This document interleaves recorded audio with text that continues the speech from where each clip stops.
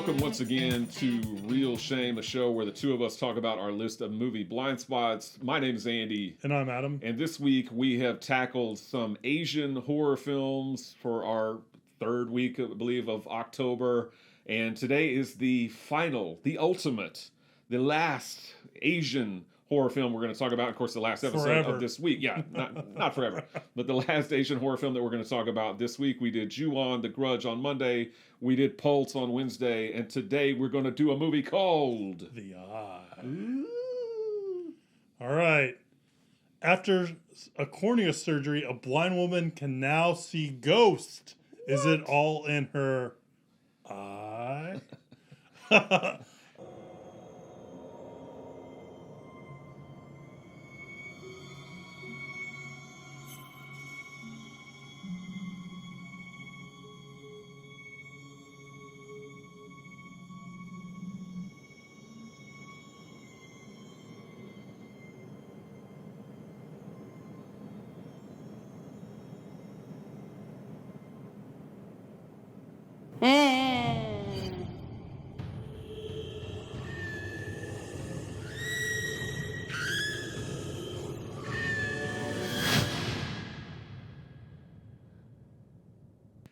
Yep. I think she hears them too, so I don't know how that exactly works, but we'll She roll smells that. the crop dusting. She does. The Eye is a movie that came out in 2002. It's a Chinese movie. It is directed by the Pang brothers, and it's written by Yulet John Hui. Sorry for the pronunciation. And the Pang brothers. It's a movie that I've actually seen before. I saw it earlier in the 2000s, but I know it's a movie that Andy's never seen before. So, Nope. Have you seen the Jessica Alba Eye before this movie? And what'd you think of The Eye? I have not seen the Jessica Alba remake before this film, but now I have after watching this film. But yeah, I knew nothing about The Eye, honestly. The Jessica Alba one or this one. Yeah. So I'm going into this Blind? with my own, I'm going into this blind. Yep. And I Spy with my little eye. A film that I did not care for, Okay. honestly. I thought this was the weakest film out of the three movies that we've done this week. Again, kind of like Pulse, I consider this more of like a post-horror film because I didn't think a single frame of this movie was spooky or scary necessarily. Yeah. And you know, that's fine, but I think I was wanting a little bit more of the old spookiness. Every time I think of the word spooky, I think of About Time when Bill Nye says, "Get ready for a spooky time." Yes. I like the way he says that. So when I think of the word spooky, I think of Bill Nye saying, That's "Get Bill- ready for a spooky time." It's always good to have Bill Nye in your That's right. head saying stuff. That's right. This movie, we thought Pulse was too long. I thought this movie was too long, and this movie's only about 90 minutes. Oh, I thought this movie was like that. No, I mean, the whole ending part. So she has the surgery, she has the cornea transplant, she can now see, and just like you said in your synopsis, now she can see ghosts. Yeah. And the reason why is because her cornea transplant came from somebody who also was kind of psychic and had visions. The girl whose cornea she got could foresee death. She just sees ghosts. Pretty much. I mean, mostly. In the end, she gets her superpower. In the end, she gets her superpowers. Her final destination superpowers. In the end, reminded me of Terminator 2. Oh, I got because just everybody gets roasted there. But apparently that was based on a real incident. Did you read that? I read the cornea transplant was based on a real incident, but I didn't know the ending. Explosion. It was based on a 1990 explosion that occurred in Bangkok, where a ton of people died. It was a similar kind of deal. I mean, obviously not ghosts and stuff running around. Yeah, not hilarious. But no, it was based on a real explosion back in 1990. I thought that was interesting. But no, I thought this movie just dragged. I was like, gosh, when is this going to end? It wasn't. I didn't get some of the. I feel like some of the ghost stuff they tried to make it scary, but then some of the like the little kid who's like, "Have you seen my report card? Have you seen my report card? Have you seen my?" Did he jumped out the window because he couldn't find his report card? Yeah. Whoa. Okay. I guess he had very strict parents. Yeah, he took it very seriously. But I think all the movies this week had someone jumping off something, killing himself. I think so. Maybe did Pulse Yeah, but yeah, because I didn't bring that up. with It's the false. tower. That scene was awesome. I Yes, thought it was really because good. it's all in one shot. Yeah. It looks really cool. Yeah. The visual trickery there looks really cool. No, but this movie, the first ghost that she sees is the old woman. Mm-hmm.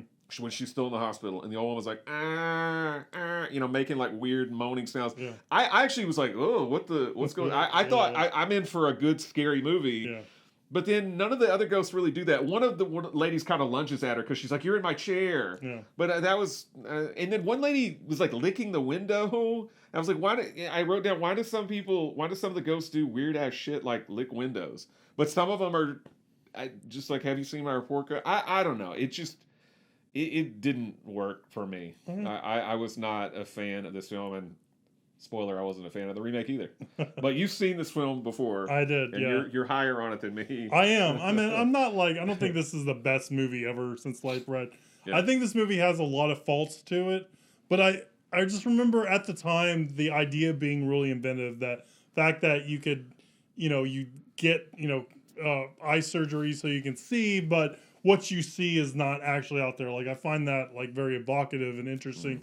And I like the idea that when she looked in the mirror, she didn't see herself. She saw that.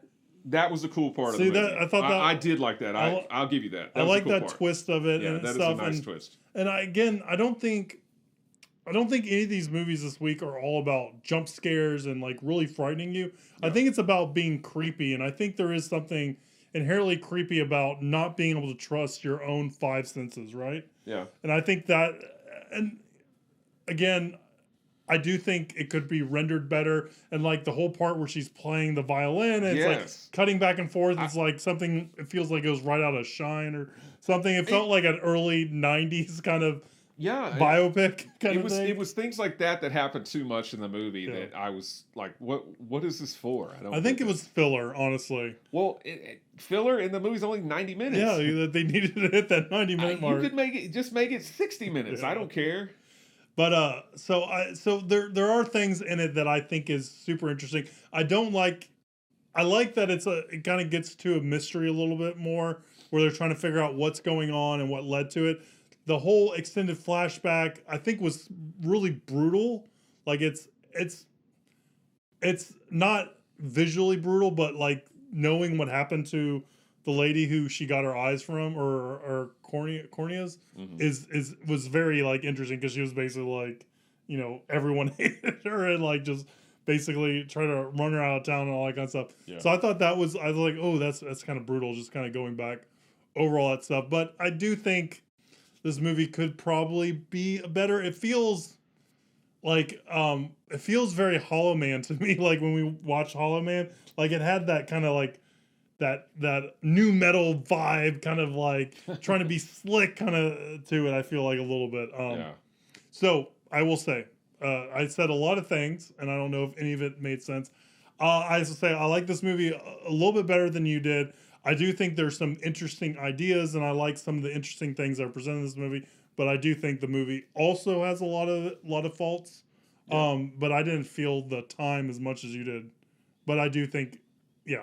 So that's kind of where I fall on that movie. Well, you wrote down melodramatic piano. I wrote down music choices are weird. I thought a lot of the music in the movie was kind of jarring. I don't know that it was quite Malignant bad, but it was jarring to me. Yeah, it just felt very like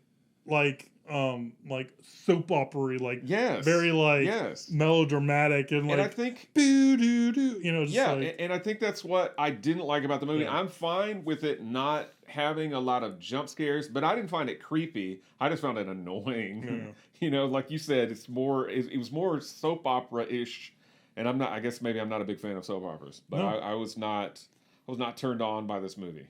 Yeah, and I don't like the ending at all. I think the ending just kind of just doesn't fit. I just was thinking it's Terminator 2, like Skynet blew them all up. It was just weird.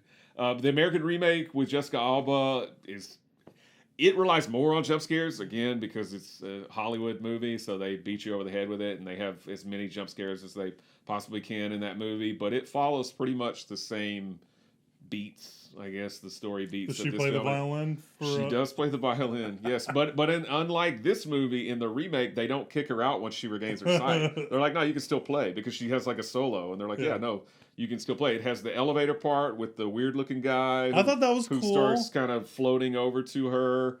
It is all right. That's kind of creepy, and I like how she was like looking in the elevator and looking at the monitor to see what is real, what's not. All that stuff happens in the remake, so it's pretty.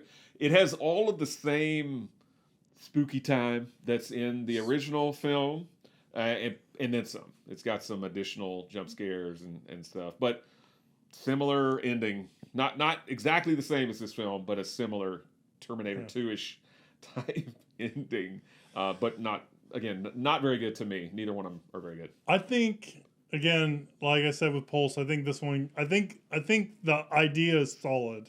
Yeah. We just need someone to kind of. I like the idea. To take it to go crazy with it and make it super creepy. Take it to that next level. This would be an Oculus kind of movie. This could be Oculus. It's about eye. That's right. Where I didn't like Oculus because it wasn't about anything about eyes. That's right. All right, I don't know. I digress. Anything else? We're the critics on this bad boy. 64% fresh, 72% audience score. I did find a Roger Ebert review of this. He gave it 2.5 stars. Leonard Maltin agrees with him. He gave it 2.5 stars as well. So Maltin, other two movies gave 3 stars. This one a little lower on 2.5. Gotcha. Yep. All right, doorbell. So that's everything you wanted to know. Let us know what you think about the eye. Leave a comment down below if you're watching on YouTube, or shoot us an email, realshame@gmail.com. If you watched it and you're listening to us on your podcast of choice. That was week 3, our Asian horror movie focused week. And our final week, we're going to be focusing on horror anthology movies. And I think all the ones next week I have not seen. I think you've seen a few of them. But stay tuned for that. Like, subscribe, share, do all that stuff. And we'll see you next week as we dive into some horror anthology movies. Thank you. Bye.